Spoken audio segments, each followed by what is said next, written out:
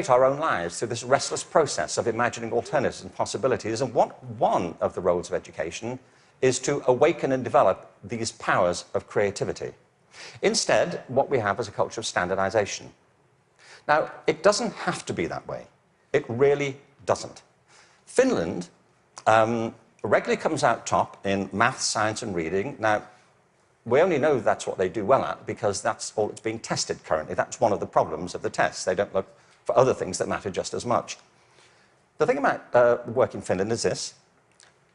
They don't obsess about those disciplines. They have a very broad approach to education, which includes humanities, physical education, the arts.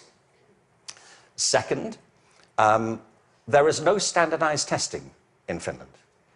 I mean, there's a bit, but it's not what gets people up in the morning. It's not what keeps them at their desks.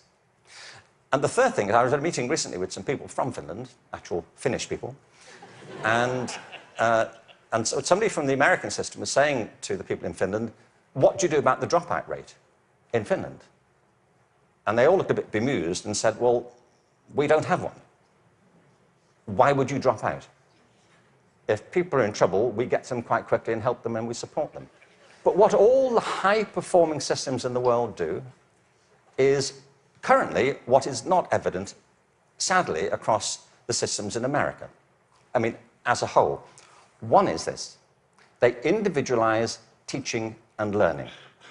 They recognize that it's students who are learning, and the system has to engage them, their curiosity, their individuality, and their creativity.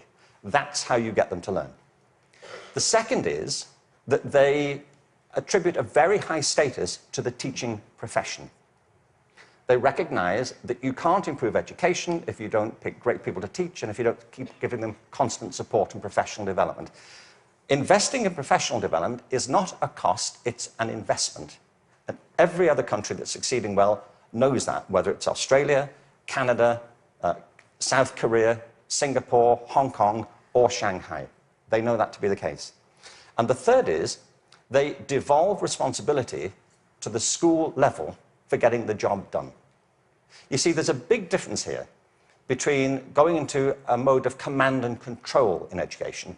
That's what happens in some systems. You know, central governments decide or state governments decide, they know best and they're going to tell you what to do. The trouble is that education doesn't go on in the committee rooms of our legislative buildings.